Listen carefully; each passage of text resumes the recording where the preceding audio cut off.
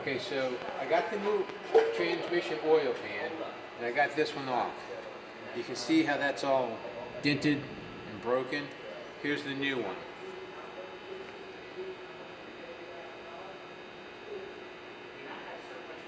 So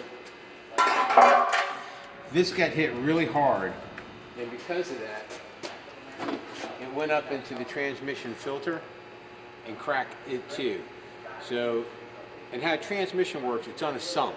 It doesn't actually submerge itself in the fluid, it puts it right above the fluid, and it causes a vacuum that actually draws the fluid up inside of it. That's how that works.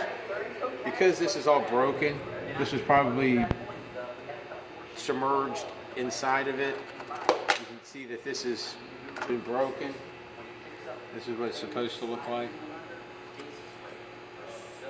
And so I feel that this will take care of my shifting problem. It was slipping between second and third and fourth.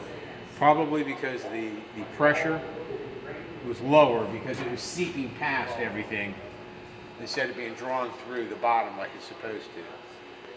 Also, whatever they hit, it hit it hard enough that they actually broke the transmission mount. It's really odd. I really hope that once this thing gets back together again, that it shifts okay and it has no other internal problems. But we won't know until we have the transmission sitting correctly on the frame and actually drawing fluid up. That's Joe's uh-oh.